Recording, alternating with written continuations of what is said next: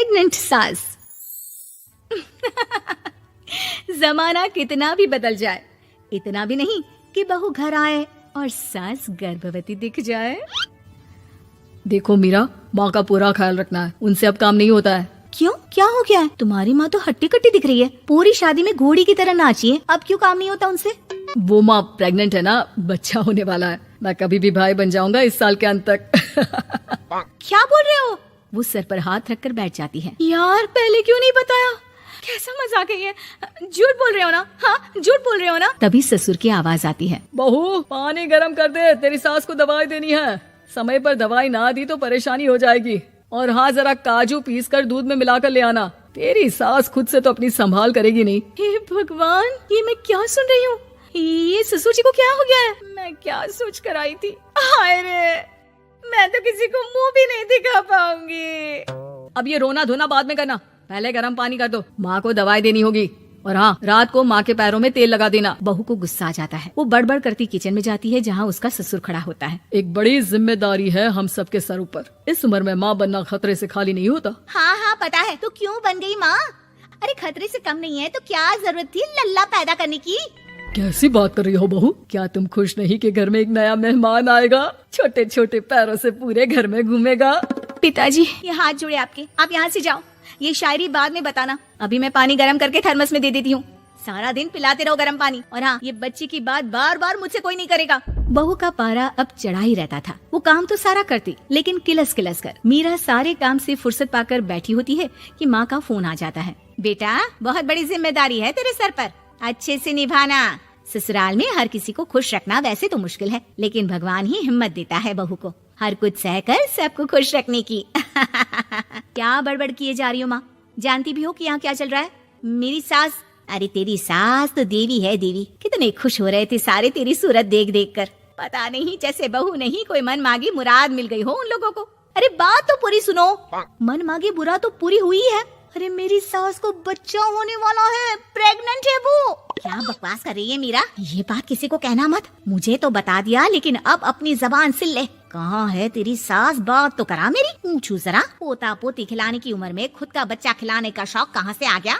और आया भी तो बताना तो चाहिए था। अब क्या नाक कटाने के लिए हम लोगों से रिश्ता जोड़ा है? रुक, तेरे पापा से बात करती हूँ। मीरा फोन रखकर लेट जाती है। वो एक सपना देखती है कि उसकी गोद में एक बच्चा खेल रहा है। भाभी की गोद में कितना खुश दिख रहा है ना, लग ही नहीं रहा कि भाभी है। मैं तेरे लिए क्या लाया हूँ, सोने की बालियाँ। तेरी शादी में तो मैं बुढ़ा हो जाऊंगा ना। अरे कैसी बात कर रहा है बेटा, इसकी जिम्मेदारी तो तू ही लेगा। हम लोगों का तो कोई भरोसा नहीं, कब ऊपर वाला उठा ले। बहू को सास को देख देख कर गुस्सा आ रहा था। तभी वहाँ पड़ोसन आ जाती है। अरे बहू, तुझसे तो पूछने से भी डर लगता है कि कब खुशखबरी सुना रही है। अब तो अपनी 1 महीने की ननद की ही जिम्मेदारी संभाल ले, बहुत है।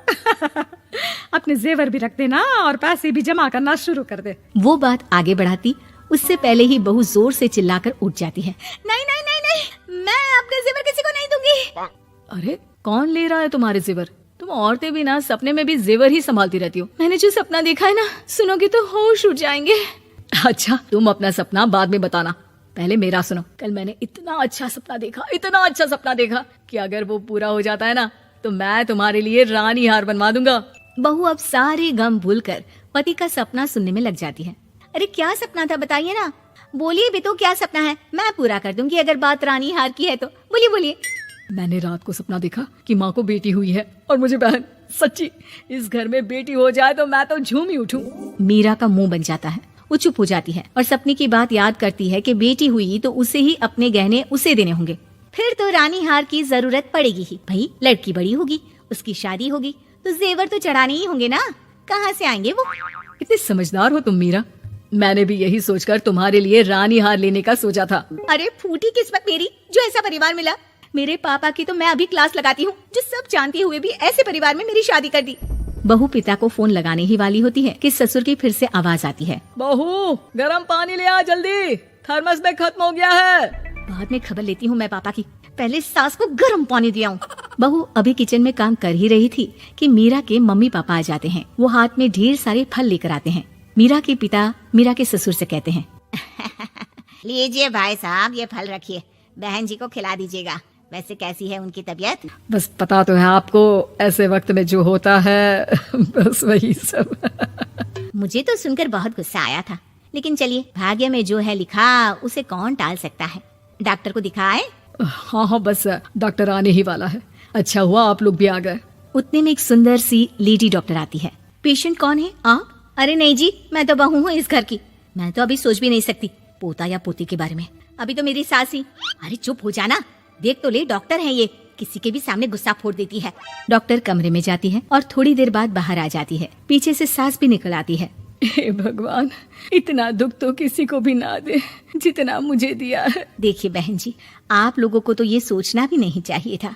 वही तो मैं भी कह रही थी कि आप लोगों के लिए तो सोचना भी गुनाह है, लेकिन अब पछताए होत क्या जब चिड़िया चुग गई खेत। डॉक्टर वहाँ से चली जाती है। मैं माँ नहीं बन सकती, मैं प्रेग्नेंट भी नहीं हूँ। ये कैसे? तुम तो बोल रही थी कि अरे वो गैस का दर्द था और पेट भी गैस से फूल रहा था। डॉक्टर ने चूर्ण दे दिया है, गर्म पानी से फाँकना है। हाँ? मैं अभी लाती हूँ गर्म पानी। अरे मैं तो गीजर ही लगा देती हूँ। हाय रे, खुशी के मारे पागल ना हो जाओ।